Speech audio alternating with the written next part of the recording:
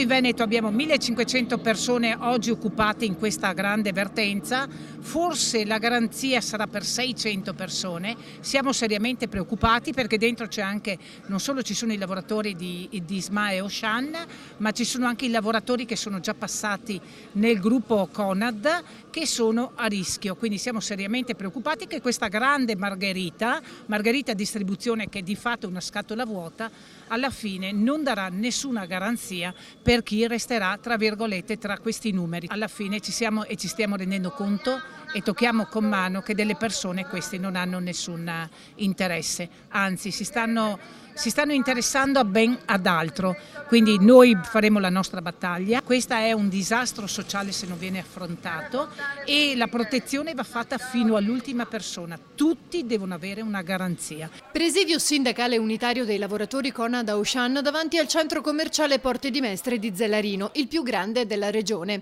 I dipendenti sostengono che Conad non avrebbe assunto alcun impegno sulla ricollocazione dei lavoratori in seguito all'acquisizione dei punti vendita Auchan.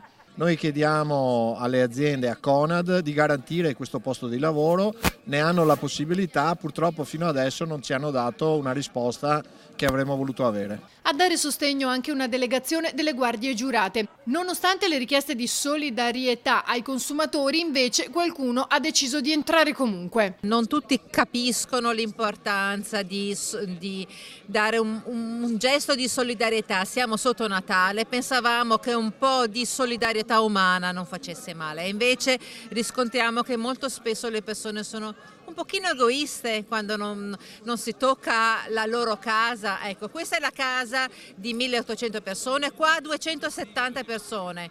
Chiediamo anche un aiuto da parte dei consumatori.